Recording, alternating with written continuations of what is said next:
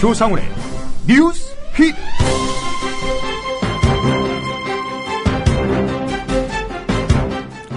국가정보원은 대선 댓글 여직원의 변호사 비용을 예산으로 대줬고 정부는 보수단체 대선 댓글 활동에 돈을 대줬다는 보도가 잇따라 나왔습니다.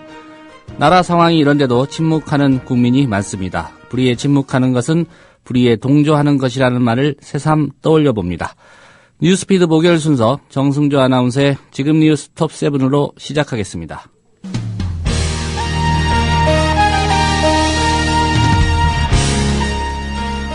지금 시각 뉴스톱 7입니다.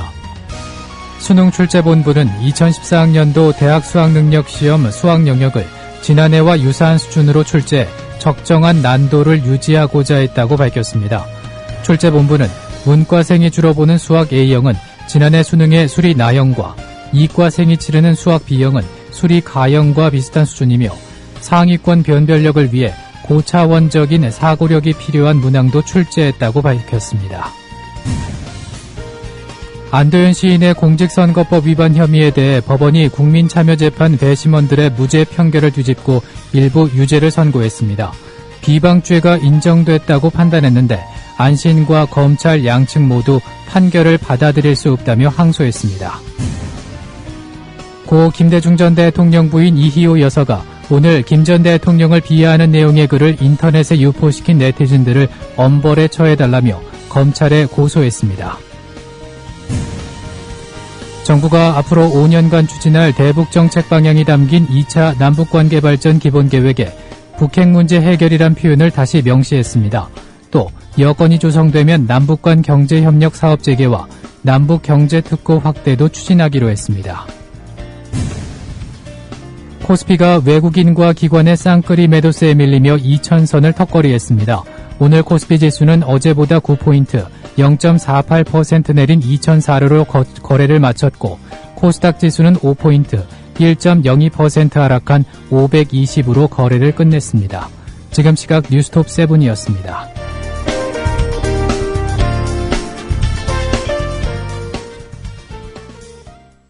남성 여러분, 값비싼 옷을 입어도 폼이 안 나고 운동할 시간은 없으시다고요? 늘어진 뱃살과 튀어나온 가슴살 때문에 고민이십니까? 입는 순간 경험하시게 될 서프라이즈! 바디뷰 프리미엄은 고가의 스포츠웨어에 쓰이는 아쿠아엑스 원사를 사용, 최첨단 공법으로 탁월한 보정력과 신축성, 가공할 흡수력을 겸비했습니다. 우와, 정말 신기해요. 늘어진 가슴이 근육처럼 탄탄해지고 올챙이 같았던 뱃살도 올라보게 들어간대요. 바디뷰 대단합니다. 입는 순간 몸짱이 되는 남자 보정 속옷 바디뷰.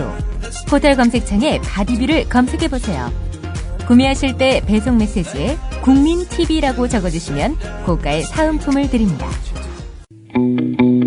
사흘만 하늘나라에 다녀올 수 있다면 첫째 날은 세종대왕님께 감사의 큰절을 올리겠다. 둘째 날엔 김구 선생님께 뜨거운 술을 한잔 올리고 싶다. 그리고 셋째 날엔 청산하지 못한 우리의 아픈 역사, 친일파들을 꼭 처단하고 오리라. 나는컨대 우리 라이프 상주는 민족 정기를 일컫는 상주가 되겠습니다. 여러분이 가입하신 해비시 프로를 국민TV에 후원하겠습니다. 가입하실 때 국민TV에 후원해달라고 말씀해주세요. 1600-3267 앞뒤가 다른 1600-3267 우리 라이프 상조 홍대리였습니다.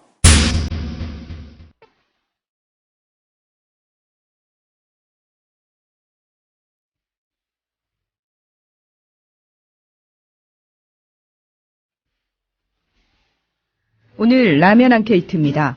여러분이 내일 1인 시위를 하신다면 어디서 어떤 주장을 하시겠습니까? 의견 주십시오.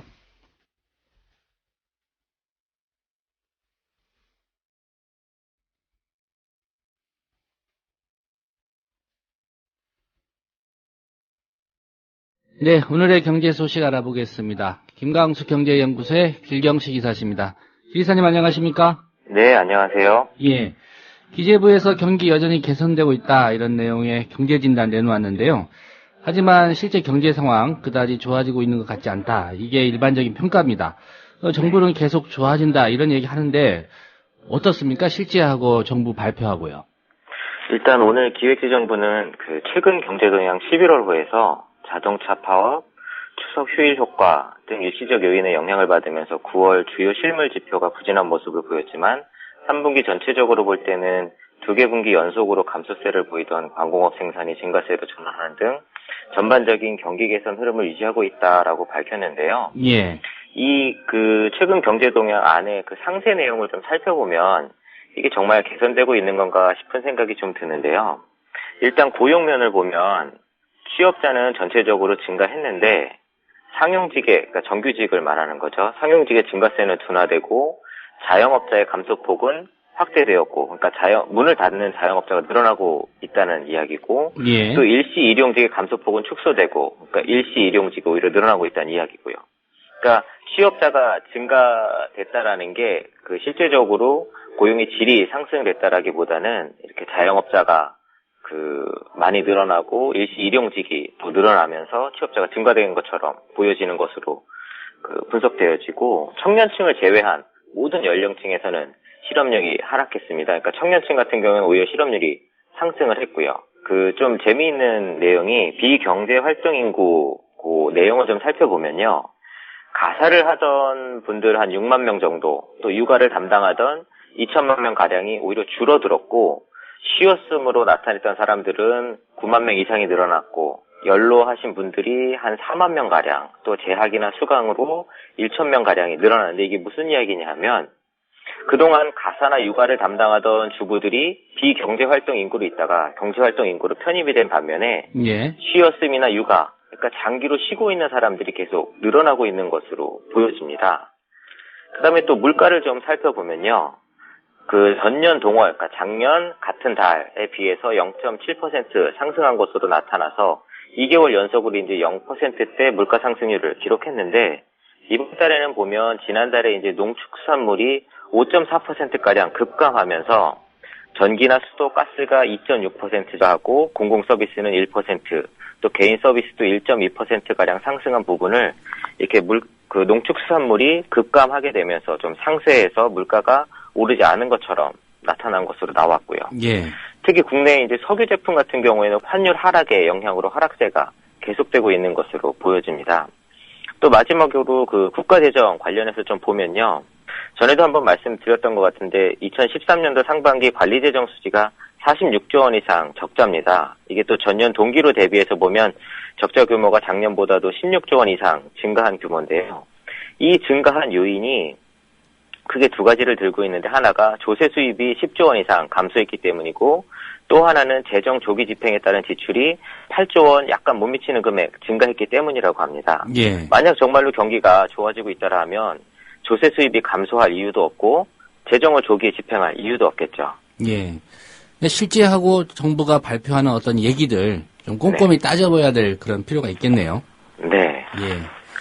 은행에 저축하는 사람들 계속 줄어들고 있다 이런 얘기인데요. 정기예금 같은 경우에는 거의 제로금리, 이자가 거의 없다는 얘기잖아요. 네네. 사람들이 이 정도면 뭐 저축할 이유가 없을 것 같은데 이게 또 어떤 상황으로 연결되느냐, 경제와 맞물려 있기 때문에 좀 궁금한데 설명을 좀 해주시죠. 오늘 일단 금융권에 따르면 4대 시중은행, 국민은행, 우리은행, 신한은행, 하나은행의 정기예금 잔액이 작년 말 360조 원이 넘었었는데 지난달 말로 359조 원가량으로 한 2조 원, 거의 3조 원 가까이 줄어들었다고 합니다. 예. 이 기간 반면 정기 적금의 잔액은 29조가 조금 안 되는 금액에서 34조 원 이상으로 거의 6조 원가량 늘어났는데요. 또 시장금리부 수시 입출 예금, 그러니까 우리 소위 요구불 예금이라고 하는 언제나 이제 찾아서 뺐을 수 있는 이 요금의 경우에는 188조 원이 조금 넘는 정도였었는데 이게 11조 원 이상 늘어나서 거의 200조 원 가까이 잔액이 늘어났다라고 합니다. 예. 이렇게 보면 예전에 이제 많은 금액을 일정 기간 맡겨두고 이자를 받던 이 목돈 운영 상품으로 불려지던 정기예금의 경우에는 계속 줄어들고 있는 실정이고, 이 적은 금액을 꾸준히 모아서 목돈을 마련하는 이 정기 적금은 계속 늘어나고 있습니다. 이 이야기는 이자가 낮기 때문에 사람들이 은행에다가 목돈을 맡기지 않는 이유도 있겠지만, 어떻게 보면 사람들이 맡길 만한 목돈을 가지고 있지 않은 면도 좀 반영을 하는 것 같고요. 예. 또 요구불 예금이 계속 증가하고 있다는 이야기는 사람들이 어떤 여유자금이나 이런 것들을 어디에 넣을 데를 찾지 못해서 이렇게 대기하고 있는 그런 상황을 좀 반증하고 있는 것이 아닌가라고도 보여집니다. 예. 정기 예금은 줄고 적금이 좀 늘어나는 그런 추세군요. 네. 네, 미국에서 유명 MBA 출신들 이제 월가 대신 실리콘밸리를 찾고 있다 이런 얘기인데요. 네. 아무래도 금융의 시대가 저물고 다시 뭐 IT 시대 도래하는 거 아니냐 이런 얘기 나올 법한데 어떻습니까? 네. 그 미국의 한 언론에 따르면요, 올해 취업에 나선 하버드 경영대학원 졸업생 중에 18%가 IT 업계에 취직했다고 합니다. 작년에는 12% 정도였는데 이에 비해서 많이 증가한 반면에 금융계에 취업한 비율은 27%로 여전히 IT 업계에 비해서는 높은 편이지만 작년에 35%에 비하면 크게 감소한 것으로 나타났다고 합니다. 예. 특히 IT 업계에 관심이 많은 학생들이 많이 가는 스탠퍼드 경영대학원 같은 경우에는 올해 처음으로 IT 업계 취업 비율이 금융업계 취업 비율을 추월했다고 합니다. 한때 이 IT 업체들은 이 MBA 출신들이 파워포인트 기술과 언변에만 능하다고 해서 이제 좀 꺼렸었는데 아무래도 IT 시장이 성숙 단계에 진입하면서 점점 이제 규모가 커져가는 IT 업계의 경영을 이끄는 데 도움을 줄 MBA 출신들이 필요해진 것으로 보여진다고 말을 했습니다. 예. 그래서 이제 아마존닷컴이나 페이스북 등 대표적인 IT 업체들이 올해 MBA 출신들 그 고용을 많이 늘렸다라고 하고요.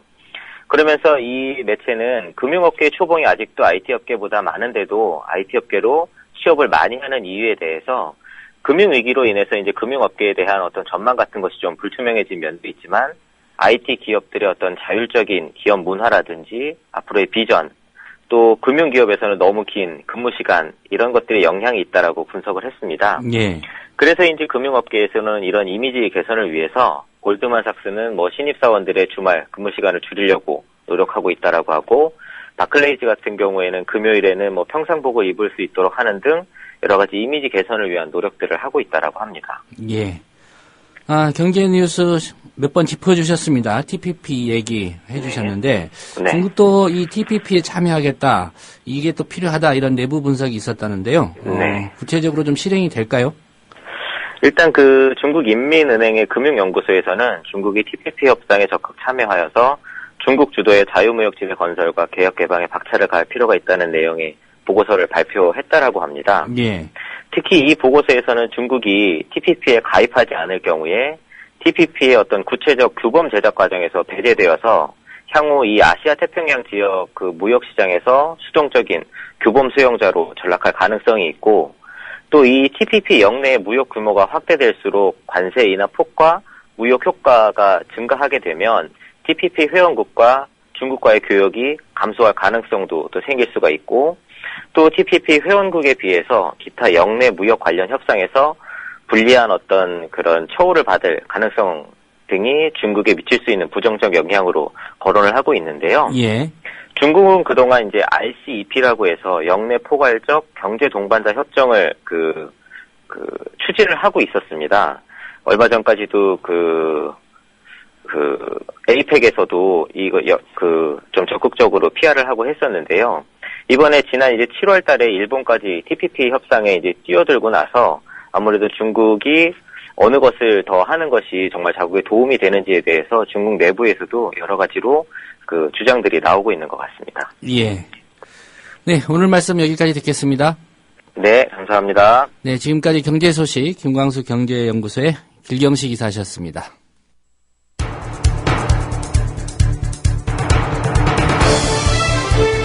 지금 여러분께서는 조상훈 기자가 진행하는 국민 TV 라디오 시사 프로그램 조상훈의 뉴스피드와 함께하고 계십니다.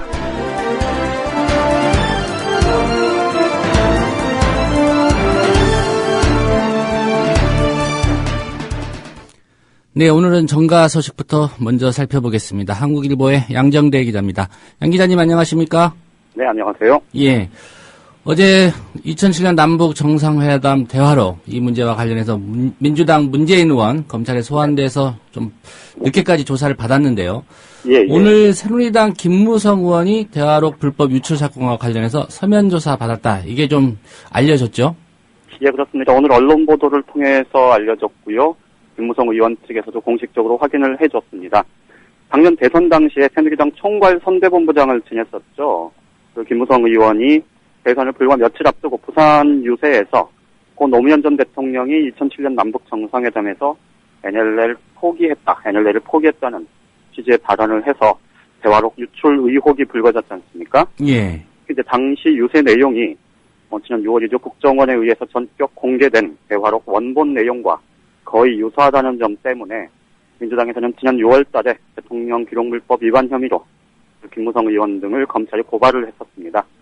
그간 대화록 폐기 의혹 수사에 대해서는 검찰이 속도를 내면서 불법 유출 의혹 수사는 너무 더딘 것 아니냐, 의도적으로 수사를 회피한 것 아니냐 이런 비판들이 많았는데, 그런데 이제 오늘 검찰이 지난달 10월 16일 날 김무성 의원실이 우편 진술서를 발송한 것으로 그렇게 확인이 됐습니다. 예. 검찰은 이 우편 진술서에서 대화록 입수, 발표 경위 이런 것들을 질문을 했다고 하고요. 김무성 의원 쪽에서는 국정감사 때문에 미뤘던 답변을 현재 작성 중이고 조만간에 제출할 거다 이렇게 밝히고 있습니다. 당시에 민주당에 의해서 함께 고발됐었던 새누리당 정문헌 의원도 비슷한 시기에 우편 진술서를 받았고요. 지난달 30일에 검찰에 답변서를 제출했다고 합니다. 그리고 권영세 주 중대사에 대해서도 검찰이 서면 조사를 진행한 걸로 그렇게 확인이 됐습니다. 예. 권영세 주중대사야 국내에 없으니까 서면 네네. 조사 할 수도 있겠다 이런 생각이 드는데, 김무성 의원, 정문원 의원은 왜 서면 조사했는지 좀 이해가 안 되는데, 예. 이것 때문에 수사와 관련해서 이 형평성 문제 있다 이런 비판이 있을 것 같은데, 민주당이 가만히 있을 것 같지 않습니다. 어떻습니까? 그렇습니다. 말씀하셨던 대로입니다. 사실 야당의 대선 후보까지 검찰이 소환 조사를 해서 9시간 넘게 강도 높은 조사를 벌였을 정도인데, 새누리당 김무성 의원 또 정문원 의원 들에 대해서는 서면 조사만 했다. 이 자체만으로도 사실은 좀 검찰이 형평성을 잃었다. 이런 비판이 나올 만한 대목인데요. 예. 당사자격인 민주당에서는 오늘 발끈하고 나섰습니다. 검찰이 이중적 태도를 일관하고 있다. 이렇게 비판하면서 대화록 불법 유출 의혹에 대해서도 소환 조사를 촉구하는 그런 논평을 발표했습니다. 배재정 대변인은 국회 브리핑에서 검찰은 참고인 신분인 문재인 의원이 마치 피의자인 것처럼 언론 플레이를 한 반면에 대화록 불법 유출 의혹과 관련해서는 김무성, 권영세 두 사람은 소환은커녕 서면 조사만 진행했다면서 형평성에 문제를 제기했습니다.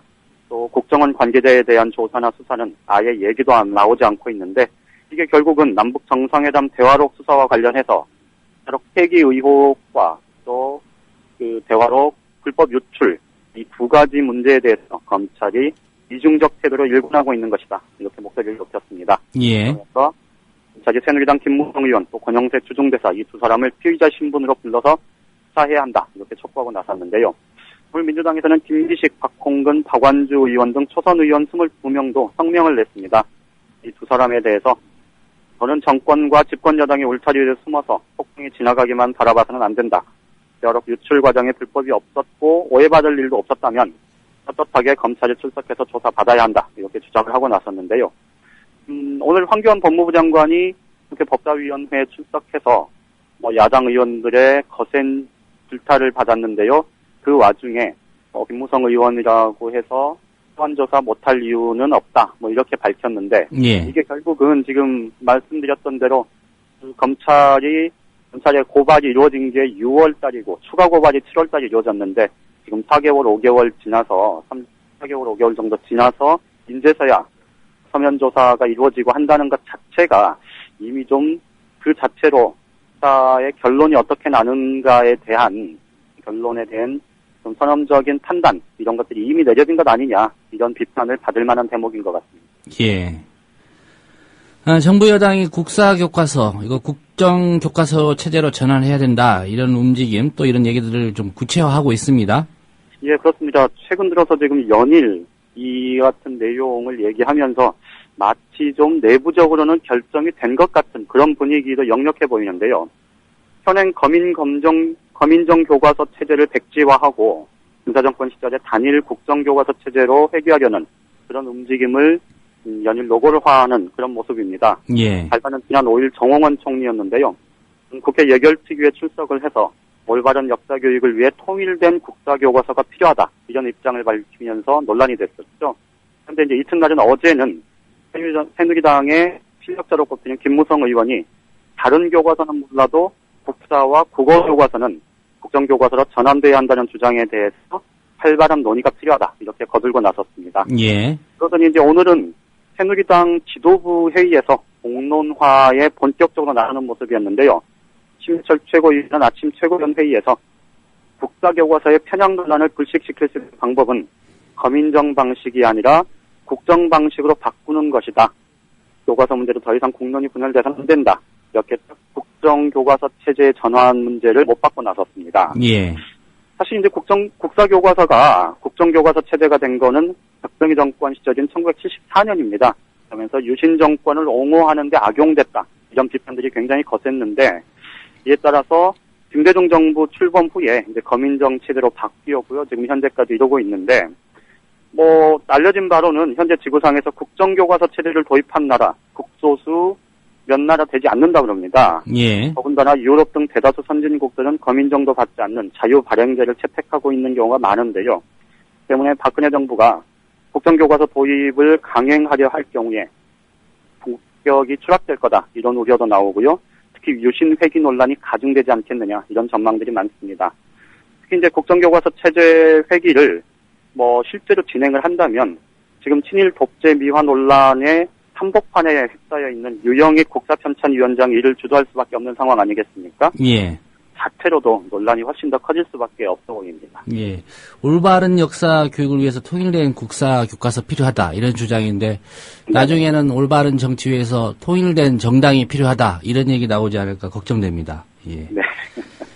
예, 여권이 통합진보당에 대한 강제 해산 청구, 헌법재판소에, 청원을 했기 때문에, 강제라고 표현하는 게 좀 어떨까 싶습니다만, 문제는 또 이적단체 강제해산법, 이거 처리한다는 방침인데, 네네. 아무래도 이게 정치권에서 좀 논란이 되겠죠?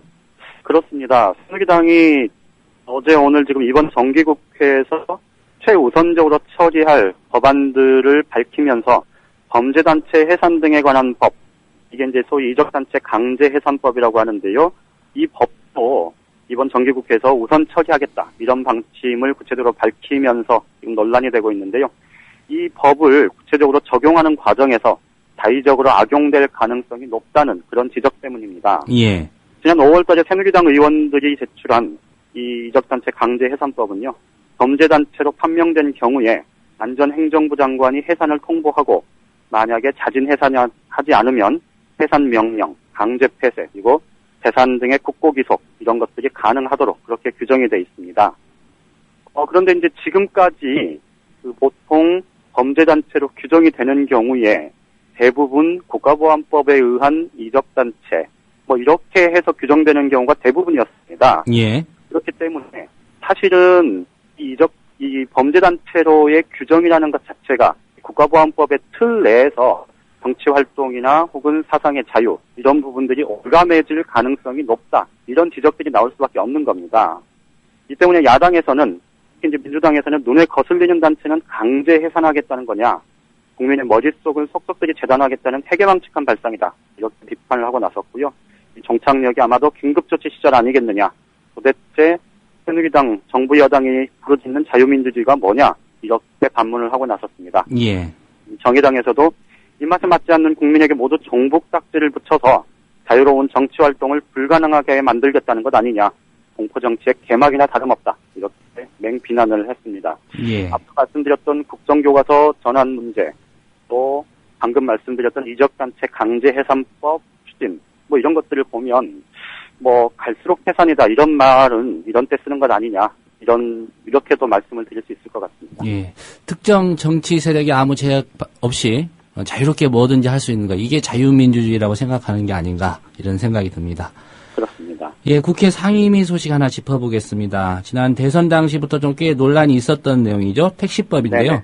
정부가 예. 따로 제출한 택시 발전법, 이게 본격 심의를 시작하는 모양이죠? 그렇습니다. 오늘 국회 국토교통위원회 전체 회의가 열렸는데요.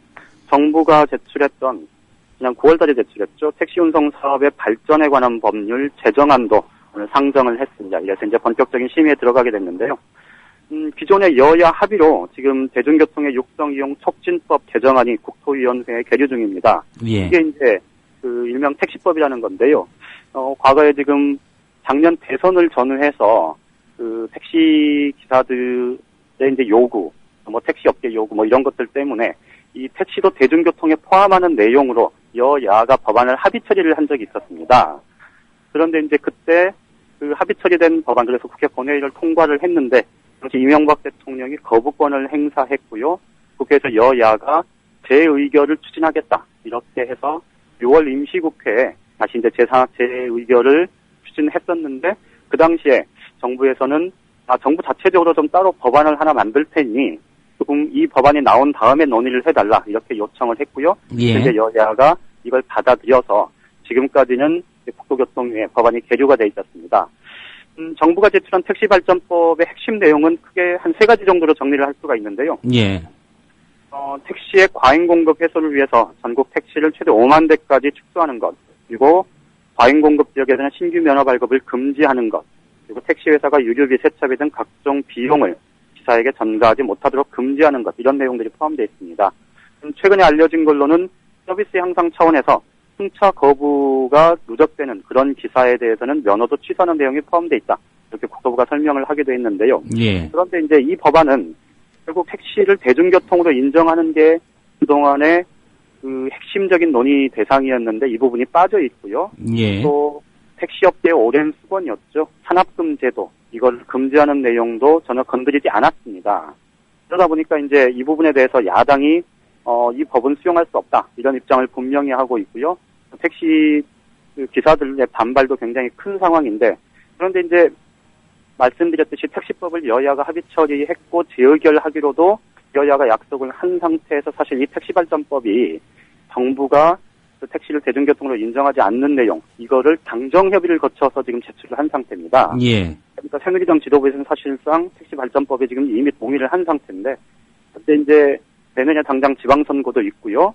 또 의원들이 새누리당 의원들도 다수가 택시법에 찬성을 해서 지금 법안을 발의를 해놓은 상태이기 때문에 이 문제 어떻게 처리가 되는지를 보면 당청 관계의 새로운 또 한 면모를 볼 수 있지 않을까 싶습니다. 예.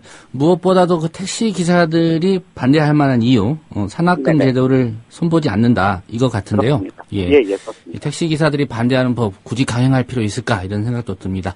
네, 오늘 소식 고맙습니다. 예, 고맙습니다. 네, 지금까지 정가 소식 한국일보의 양정대 기자였습니다. 네, 공직선거법 위반 혐의로 기소된 안도연 시인에 대해서 오늘 법원이 일부 유죄를 판결했습니다. 국민참여재판 배심원들의 판결을 뒤집은 결과인데요. 이 사건 안도연 시인의 변호인으로 참여하신 이광철 변호사 만나보겠습니다. 네, 이 변호사님 안녕하십니까? 예, 안녕하세요. 예. 먼저 오늘 법원의 선고 내용부터 좀 자세히 정리해 주시겠습니까?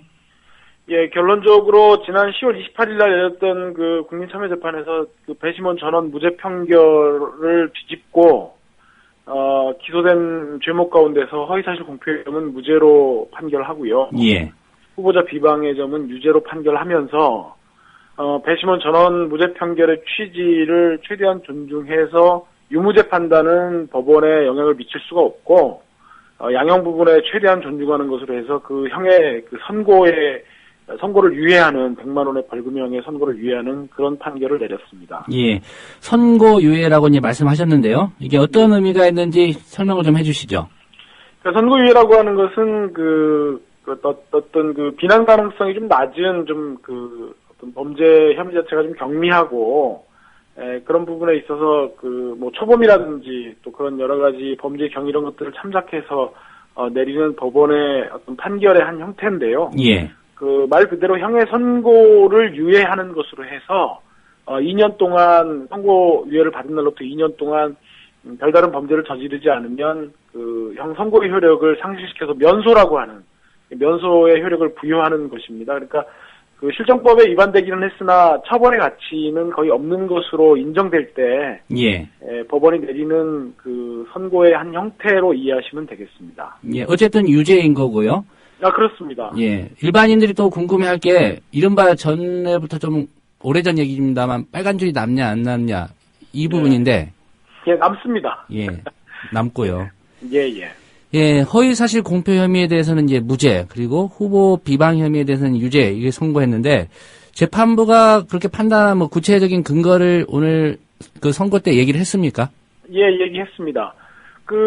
일단 허위사실 공표 부분은 대법원 판례에 의할 때 그 공표된 사실 자체가 허위일 것, 첫 번째로. 예. 두 번째로 그것을 공표한 사람이 그 허위인 것을 인식할 것, 두 가지가 모두 충족될 때 허위사실 공표의 유죄가 인정이 됩니다. 근데 우리 이번 재판부는 그 자체의 허위 진위 자체가 불분명하다라고 해서 일단 그 부분을 허위사실 쪽에 가깝게 이렇게 좀 판단한 것처럼 그렇게 얘기를 하면서 나중에 판결문을 좀 제대로 봐야겠지만. 예.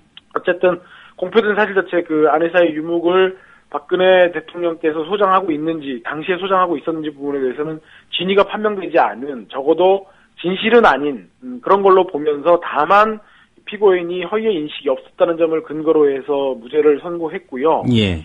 후보 비방의 부분에 대해서는 이제 비방이라고 하는 것은 우리 법원이 뭐라고 보냐면 정당한 이유 없이 상대방을 헐뜯거나 인격적 가치를 비하시키는 그런 것들을 비방이라고 보거든요. 근데 지금 안도현 시인이 올린 트윗 17건들을 보면 바로 이런 점에서 비방이 인정이 되고 그것의 어떤 공익적인 가치라든지 뭐 이런 부분들은 전혀 찾아볼 수가 없어서 후보자 비방은 유죄라고 그렇게 판단을 했습니다. 예. 국민 참여 재판으로 진행이 됐는데요. 선고 결과가 말씀하셨듯이 열흘 전 배심원들의 판결과는 달랐습니다. 이 부분은 어떻게 봐야 될까요?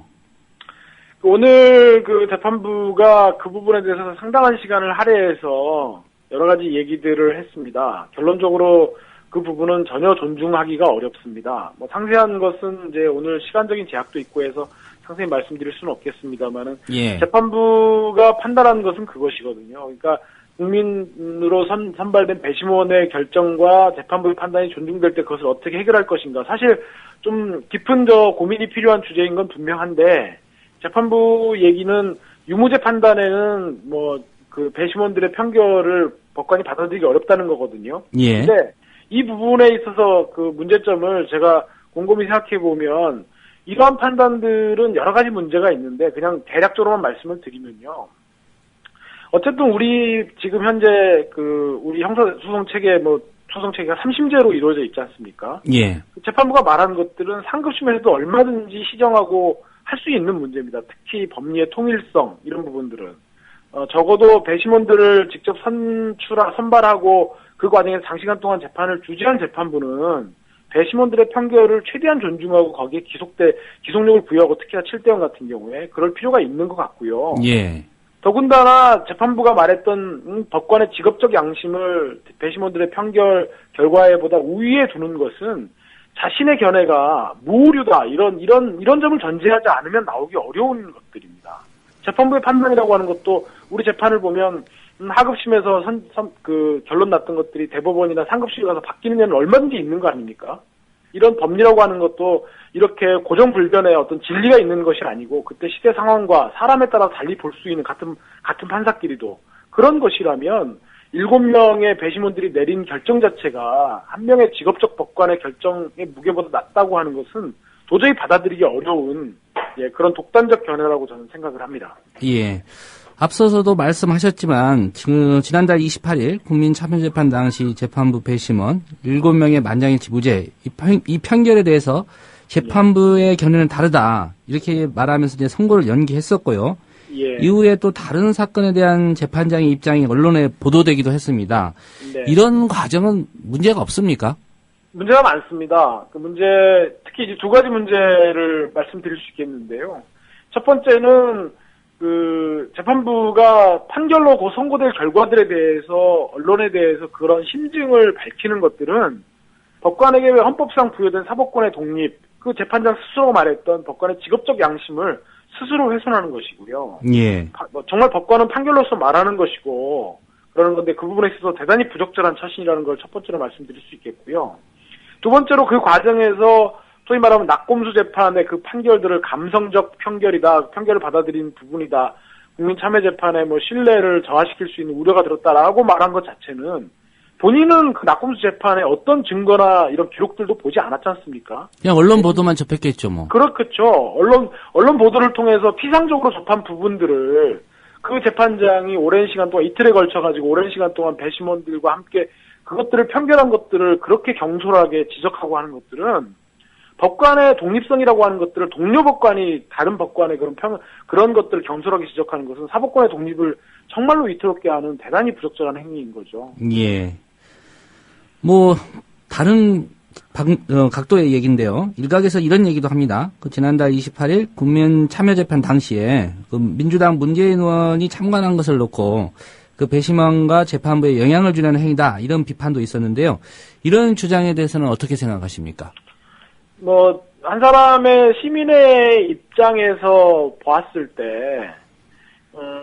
배심원 재판이라고 하는 것들은 모든 것들이 배심원들에게 다 이런 것들이 과연 그러면 그 당시에 그런 문재인 의원이 참여하지 말았어야 되느냐 하는 부분에 정치적인 논란은 있을 수 있다고 생각합니다. 예. 하지만 적어도 이것들이 정치적인 성격을 갖고 있는 것이고 그것이 문재인 의원의 참여를 통해서 배심원들에게 그런 부분들에 어떤 영향이 미쳤다고 한다면 그러한 것들을 감안해서 재판에서 검찰이 그런 부분들의 문제를 배심원들에게 지적하고 그런 것들을 통해서 얼마든지 시정해 나갈 수 있는 것이기 때문에 그거 자체가 정치적으로 적절한지 여부는 좀 변론으로 하더라도 이런 부분들이 배심원에게 영향을 미쳤기 때문에 감성적 판단이다, 이런 부분들은 저로서는 조금 받아들이긴 좀 어려운 지적입니다. 예, 편결까지 연결시키는 건 무리다, 이런 견해시군요. 그러니까 그런 부분에 문제가 있다면 그럼에도 불구하고 이 재판이 어떤 부분에 있어서 그러니까 그 피고인의 공소사실이 그러한 것들을 제거해서 판단해야 된다는 점들을 검찰이 얼마든지 주장하고 그럴 수 있는 것들이거든요. 예. 그러니까 그런 주장들이 정말 저는 좀 답답하고 사실 좀 분노스러운 것이 마치 그 지역 사람들이 그런 문재인 의원의 얼굴 한번 보고 그리고 본인들이 갖고 있는 어떤 그런 지역 정서에 따라서 무조건 그걸 판단하고 연결시켰다고 보는 그 정말 그런 것들의 그 이야기들 자체가 사람을 정말 그렇게 형편없게 만들 수 있는 건지 좀 그 부분들이 좀 분노스럽습니다. 예. 안도현 시인 오늘 재판 후에 재판 결과를 받아들이기 어렵다, 안타깝고 이해할 수 없다, 즉각 항소하겠다, 이런 입장 밝히셨는데요. 변호인 입장에서 이 항소 계획 어떻습니까? 네, 바로 항소장 제출했습니다. 오늘 우편으로 제출했기 때문에 내일이나 법원에 도착할 것인데요. 예. 항소는 바로 했습니다, 오늘. 예. 검찰도 항소하겠다는 입장인가요? 아마 항소한 걸로 알고 있습니다. 거기는 무죄 부분이 나왔던 허위사실 공표 부분하고 예. 선고유예 그 양형에 대해서 불복한다면서 아마 항소한 걸로 알고 있습니다. 예, 결국은 또 이제 2심으로 넘어가게 되겠군요. 네, 그렇습니다. 예. 최근 정부 여당 그리고 몇몇 언론이 이런 문제를 제기하고 있습니다. 국민 참여재판 제도 개선이 필요하다, 이렇게 얘기하고 있는데 이런 움직임에 대해서는 어떻게 보고 계십니까? 그러니까 국민 참여재판도 하나의 이제 우리가 어떤 우리 헌법상의 이제 제도의 하나이기 때문에 헌법상 이제 사법권의 하위에 범주하는 제도의 하나이기 때문에 여러 가지 문제가 있다면 제도적으로 손질하고 더 낮게 이렇게 바꿔 나가는 데는 이론이 있을 수 없는 것 같고요. 예. 다만 그 방향성에서 애초부터 국민 참여재판이라고 하는 제도를 도입하게 했던 그 취지를 더욱더 더 받들고 그것들을 더 긍정적으로 발현시키도록 해 나갈 거냐, 아니면 그 취지에 역행할 거냐, 저는 그 부분이 대단히 중요하다고 봅니다. 원래 국민 참여재판 제도라는 것을 도입했던 취지 자체는 이게 재판이라고 하는 것들이 입법권에 의해서만 이루어지다 보니까 국민의 눈높이하고 좀 배치되는 부분들이 있고 그 속에서 주권자인 국민들의 상식적인 눈높이가 좀 반영되도록 하는 그런 취지에서 참여재판 제도를 도입한 것 아니겠습니까? 예. 그런데 그러한 취지에서 도입한 그 국민 참여재판을 아예 그런 취지 자체를 아예 뒤집어가지고 국민들이 뭘 아냐, 이런 것들은 전문적인 법관들이 맡아야 된다, 이런 식의 좀 우려스러운 주장들이 특히 그 보수 언론을 중심으로 이렇게 자꾸 나오는 것들이 그런 속에서 그 성체에 있었던 사법 어떤 그런 국민들과 유리된 사법의 그런 문제들이 더욱더 노정될까 두렵고요. 이런 점에서 국민 참여재판에 여러 가지 문제들이 있다면 그것들을 개선시켜 나가야겠으나 그 방향은 국민들의 상식적인 눈높이가 계속적으로 이 사법부에 이렇게 반영되고 또 국민들도 그 속에서 좀 참여해가지고 사법의 민주화를 좀 더욱더 이렇게 고양시키는 쪽으로 이렇게 어떤 논의가 좀 진행되었으면 하는 바람이 있습니다. 예, 최근 정부나 몇몇 보수 언론이 주장하는 방향이 돼서는 안 된다는 그 말씀 같으신데요. 네, 그렇습니다. 그 제도 개선 자체에 공감을 하신다면 이 변호사님께서는 어떤 방향이 돼야 된다, 이렇게 생각하시는지요?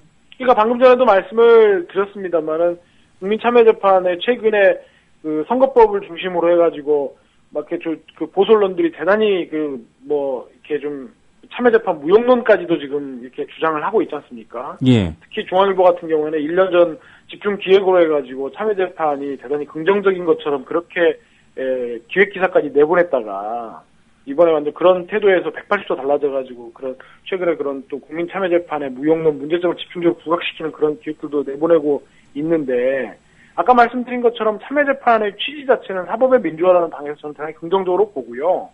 그런 부분들을 더욱더 고양시켜서 특히 배심원들이 좀 좀 국민 전체에 좀 대표성을 가질 수 있게끔 그런 것들을 선발하는 그런 방법들, 재판의 공정성들을 더욱더 부각시킬 수 있게끔 하는 방법들을 더욱더 구체적으로 고민해서 이런 참여재판 제도가 그 본래의 취지를 제대로 좀 발현할 수 있도록 그렇게 나가는 방향으로 좀 고민들이 좀 이루어졌으면 좋겠습니다. 예. 오늘 전주까지 내려갔다 오셨는데 또 시간 내주셔서 고맙습니다. 네네, 감사합니다. 예. 네, 지금까지 국민참여재판 결과 오늘 일부 유죄 판결을 받은 안도현 시인의 변호인이셨습니다. 이광철 변호사와 얘기 나눠봤습니다. 국민TV가 인천을 찾아갑니다. 11월 9일 토요일 낮 3시 인천시 연수구 동춘 2동 930번지 3호 인천광역시 평생학습관 미추홀에서 국민TV 인천지역조합원 한마당이 마련됩니다. 가수 손병희의 콘서트와 최동석 이사의 협동조합 특강, 서영석, 김영민의 정치 토크, 공개방송 등으로 꾸미게 될 인천지역 조합원 한마당, 인천지역 조합원과 인천시민 모두를 초청합니다. 11월 9일 토요일 낮 3시 인천시 연수구 동춘 2동 930번지 3호 인천광역시 평생학습관 미추홀. 새로운 언론을 갈망하는 우리 모두의 꿈이 실현되는 현장. 늦지 마세요. 11월 9일 토요일 낮 3시 인천 동막역 근처 인천시 평생학습관 미추홀입니다.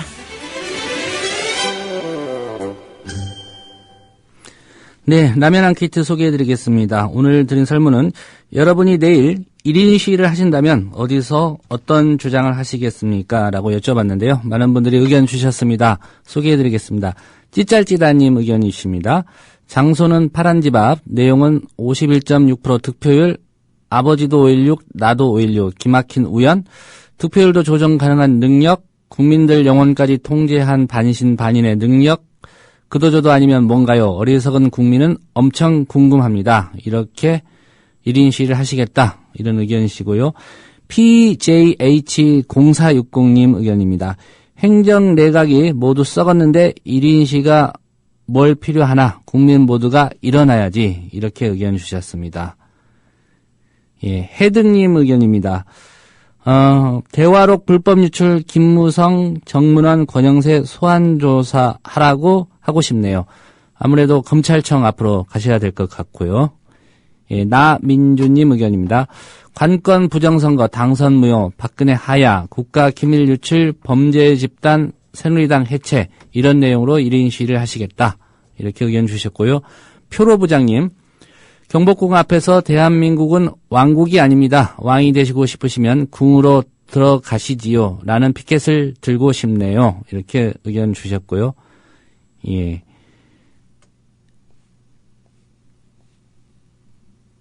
주명 아빠님 의견입니다. 출입국 사무소에 가서 박 대통령의 입국 허가를 불허해 달라고 1인 시위를 하시겠다. 이렇게 의견 주셨고요. 그 의견에 대해서 많은 분들이 의견을 주셨는데, 내가 조아님, 하야가 먼저여야 할 것 같네요. 입국하지도 않고 전자결제하고 그러니까, 이런 의견 주셨고요. 예. 사생님 의견입니다. 앙케이트를 그대로 올려주셨네요. 예. 돌겠네님, 청와대 앞에서 박근혜 하야하라, 이렇게 1인 시위하겠다 의견 주셨습니다. 네, 오늘은 여기까지 소개해드리고요. 바로 이어서 오늘 네티즌들이 주목한 주요 기사 살펴보겠습니다. 국민TV 뉴스의 조아라 기자입니다. 안녕하십니까? 네, 안녕하세요. 예. 첫 번째 소식. 고 김대중 전 대통령의 부인 이호 여사가 오늘 김 전 대통령을 비하하는 글을 올린 그 네티즌들 검찰에 고소했다는 소식이 있는데요. 구체적으로 이분들이 어떤 글을 올렸길래 고소까지 이르게 됐는지 밝혀주시죠. 네, 김대중 평화센터가 오늘 보도자료를 내고 그같이 밝혔습니다. 그 일베가 김 전 대통령을 악의적으로 비하하고 허위 사실을 유포했다며 고소장을 제출했는데요. 혐의 내용은 사자 명예훼손과 정보통신망 이용촉진법 위반 혐의입니다. 그 구체적인 내용은 일베는 인터넷에 김 전 대통령이 차명계좌로 12조 원을 가지고 있다는 내용을 계속 올렸는데 12조 원이요? 예, 12조 원입니다. 김대중 평화센터는 이것이 허위 사실에 해당된다며 이제 고소장을 제출을 했고, 근데 문제는 사자 명예훼손 해당 부분이 굉장히 놀랍습니다. 일베 사이트에서 사진을 보신 분이 계실지는 모르겠습니다. 김 전 대통령 서거 후 입관 때의 이휘호 여사 사진이 있는데요. 일베가 이 사진에 홍어 배달받은 이휘호라는 글을 올렸습니다. 심지어 그 아래에는 맛있는 홍어가 싱싱한 채로 와서 기쁜 희호라며 고인을 심각하게 비하하는 글을 올렸습니다. 이휘호 여사는 고소장을 통해서 이들 게시물은 허위의 사실로 김 전 대통령과 유족의 명예를 훼손한 동시에 고인을 욕되게 하려는 의도 외에 달리 설명할 수 없는 비난받아 마땅한 범죄라며 글을 게시하고 유포한 사람들을 조사 처벌해 줄 것을 검찰에 요청했습니다. 예, 뭐 당연히 법을 어겼다면 처벌받아야 되는 건 마땅하고요. 네. 과연 무슨 생각을 하고 이런 글들을 올리는지 좀 이해가 안 되는 그런 상황 같습니다. 네, 4대강 살리기 건설 사업의 비리 의혹 둘러싼 검찰 수사, 여기에 도움을 주겠다. 이런 주장을 하면서 조사 대상 업체로부터 수억 원을 챙긴 변호사가 검찰에 구속됐습니까? 예, 최근 구속이 됐습니다. 예. 오늘 검찰과 건설 업계에 따르면 수사 대상 기업의 사건이 사실상 종결되지도 않았는데, 근데 변호사가 잘 마무리됐다고 속여서 성공 보수 명목으로 5억 원을 받은 혐의로 최근 A 변호사가 구속이 됐는데요. 예. 변호사는 지난 7월에서 8월쯤 서울중앙지검 특수 1부의 수사를 받은 설리 감리업체 도화 엔지니어링에 접근했습니다. A 변호사는 이 업체에 접근해서 수사팀 검사 중에 나랑 사법연수원 동기가 있기 때문에 수사가 잘 끝날 것이다. 무슨 일이 있으면 무마해주겠다는 명목으로 돈을 받은 것으로 전해졌습니다. 실제로 A 변호사는 해당 업체로부터 업무와 관련해서 사건을 수임한 적은 사실 있었고요. 그리고 검찰의 4대강 수사가 시작되자 이 회사에 다시 접촉을 했고, 실제로도 변호를 맡아서 수사 대비 과정에 관여한 것으로도 알려졌습니다. 예. 하지만 그 변호사가 장담한 것과는 달리 도화 엔지니어링의 김영은 회장은 8월 초에 구속 기소됐고요. 조사 결과 A 변호사는 수사검사와 사적인 친분도 없었고요. 검찰 수사와 관련해서도 브로커 활동을 한 정황이 전혀 없었던 것으로 나타났습니다. 그런데 A 변호사는 김 회장이 구속된 뒤에도 포기를 하지 않았는데요. 도화 엔지니어링 측에 돈을 더 주면 힘을 쓸 수 있고 검사와도 접촉해보겠다는 취지로 말하면서 추가로 수십억 원을 요구했는데요. 도화 측은 돈을 건네지는 않은 것으로 전해졌습니다. 예. 5억 원은 받은 거고요. 추가로 돈을 건네지는 않았다 이 말씀이죠? 네네. 예. 그런 기대를 하고 돈을 건넨 그 회사도 좀 답답한 그런 상황이네요. 네, 얼마 전에 수능시험 부정행위 유의사항 말씀해 주셨는데 오늘이 수능일이지 않았습니까? 네. 예, 이번에도 결국 휴대전화 소지하다가 시험장에서 쫓겨난 학생이 있었다고요? 네, 수능 시험이 진행되던 서울 강남구 대치동 휘문고 시험장에서 있었던 일입니다. 경찰에 따르면 이 학생은 점심때 휴대전화를 잠깐 꺼내 사용을 했는데 이를 지켜본 다른 수험생이 이를 신고했습니다. 담당 감독관이 3교시가 종료된 이후에 학생의 몸을 수색했고요. 그리고 휴대전화를 발견하고 학생을 학교 밖으로 퇴장 조치했습니다. 예. 학생 입장에서는 억울하다는 생각도 가질 수 있겠는데, 네. 원칙이 그러니까요. 네. 학생이나 학부모 항의는 없었나요? 학생이 학교 밖으로 퇴장 조치된 이후에 학생이 학부모와 함께 다시 휘문고등학교로 왔는데요. 이들이 교문을 흔들면서 교장이나 책임자를 만나게 해달라고 외치면서 항의를 했다고 합니다. 이 항의를 들은 감독관 한 명이 학교에서 나왔고요. 학생과 학부모 그리고 감독관이 경비실에서 30분가량 면담을 했는데 이 자리에서도 학부모는 항의를 했지만 별 소득 없이 돌아갔습니다. 예. 전에도 말씀드렸다시피 수능 시험장에는 휴대전화 등 전자기기를 가지고 들어갈 수 없고요. 부득이하게 가져갔다면 1교시 시작 전에 제출하게 돼 있습니다. 예. 성매매로 해임 등의 처분을 받은 경찰관들이 복직을 하고 있다. 이런 소식인데요. 이 중에는 또 성범죄 경력자도 일부 있다는데 이게 가능한 얘기입니까? 예, 우선 민주당 박남춘 의원이 경찰청으로부터 받은 자료에 의한 소식입니다. 지난해 파면이나 해임 처분을 받은 경찰관 177명 중 67명이 안전행정부에 소청심사를 제기했습니다. 이들은 소청심사위원회 심사를 거쳐 징계를 감경받았고요. 결국 복직을 한 것으로 집계됐습니다. 특히 복직된 경찰관 중 6명이 미성년자 성매매 등 비위 내용이 굉장히 심각한 자들인 것으로 파악됐습니다. 예. 우선은 인천 소속의 경찰관 1명은 미성년자 성매매로 해임이 됐지만 다시 경찰로 복직을 했고요. 심사위는 경찰관이 가정 형편이 어렵고 성매매 상대방이 나이를 속인 점 등을 참작해 정직 3개월 처분으로 감경을 해줬습니다. 그리고 부산경찰청 소속 경찰관 2명은 지난해 성매매 업소에서 불법 성매매를 하다 적발돼 해임 처분이 됐었는데요. 이에 대해서도 심사위는 유착 없는 단순 성매매라는 점이 인정된다며 정직 3개월로 징계를 완화했습니다. 서울 소속의 경찰관도 있는데 서울경찰청 소속의 경찰관은 한 달 이상 여직원에게 부적절한 성적 언동을 해 해임 처분을 받았지만 심사위가 소청 심사위에서 정신질환 치료 기회를 주는 것이 타당하고 징계가 과하다며 강등 처분만 받게 했습니다. 네, 심사위에 정신질환 치료 기회를 주는 게 마땅해 보이는데요. 네, 박남춘 의원 어떤 입장입니까?